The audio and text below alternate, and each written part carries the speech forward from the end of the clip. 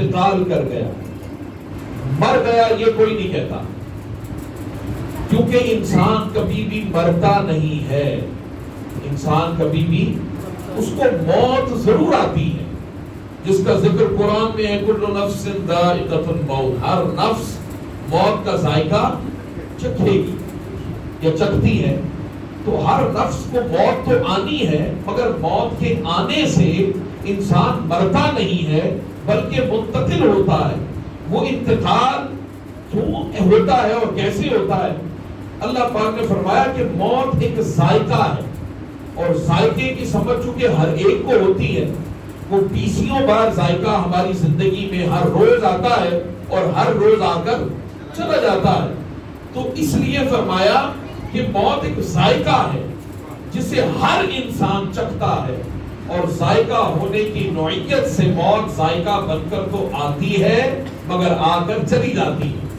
اس لیے اس ذائقہ موت کی کیا مجال ہے کہ شہزاد کی حقیقت کو ختم کر سکے، ایک انسان کی حقیقت کو ختم کر سکے؟ نہیں۔ تو موت آتی تو ہے، جیسے بچہ پیدا ہوتا ہے تو پیدا ہوتے وقت روتا ہے، روتا کیوں ہے؟ اس لیے کہ وہ اپنے پچھڑے جہان سے پچھڑ گیا۔ تو جب اس جہان کو دیکھتا ہے، اس کی آنکھ کھلتی ہے اور اس کی وسعتیں دیکھتا ہے، تو اب کوئی یہاں کہہ دے کہ بچے وہیں اس جہان میں چلا جا جہاں ماں کے بطن میں 9 ماہ تک رہا، وہ کہتا ہے ارے نادان، جب تک ماں کے بطن میں تھا خبر نہ تھی کہ دنیا کیا ہے، پتا تو آج چلا ہے کہ دنیا تو یہ ہے۔ وہ تو ایک قید خانہ تھا، وہ تو ایک پنجرا تھا جس میں 9 ماہ تک قید رہا۔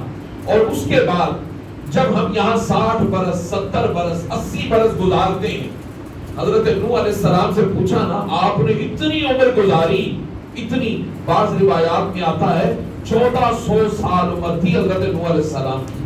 تو ان سے پوچھا وصال کے وقت، جب وصال کا وقت قریب تھا، حضرت آپ دنیا میں رہے، اتنا عرصہ زندگی کا گزارا، کیسا پایا؟ آپ نے فرمایا ایسا پایا کہ جیسے ایک کمرہ ہو، ایک کمرہ ہو اور اس کے 2 دروازے ہو، ایک سے داخل ہو اور دوسرے سے نکل جاؤ، بس اتنا وقت مجھے لگتا ہے میں نے گزارا ہے۔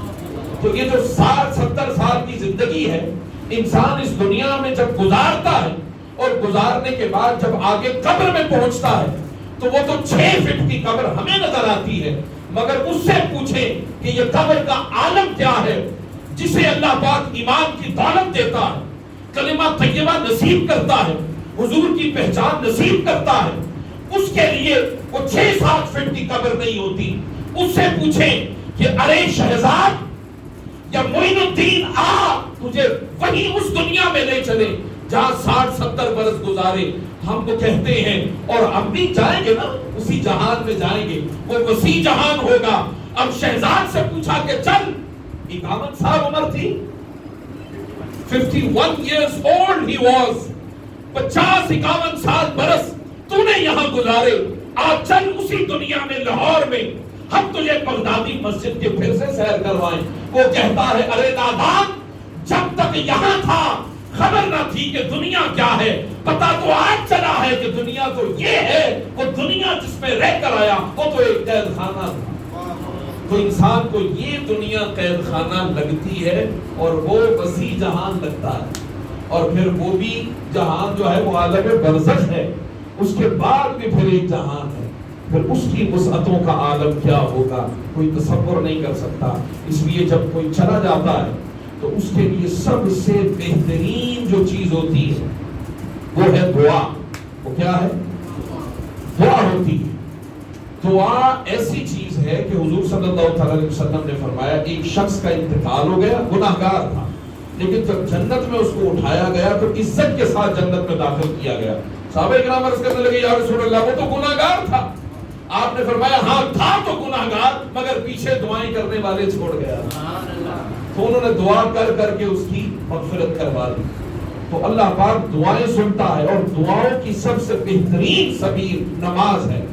آپ جب نماز پڑھتے ہیں رب اجعلنی مقیم الصلاۃ ومن ذریتی ربنا وتقبل دعا ربنا اغفر لی وَلِوَالِدَيَّ وَلِلْمُؤْمِنِينَ يَوْمَ يَقُومُ الْحِسَابُ۔ اپنے لیے، والدین کے لیے، ایمان والوں کے لیے دعا کرتے ہیں نا، تو دعا کرنا یہ خود عبادت ہے، بلکہ عبادت کا بھی مغز ہے، مغز ہے، اور مغز اگر آپ کے دماغ سے نکال دیا جائے تو آپ کا جسم حرکت نہیں کرتا۔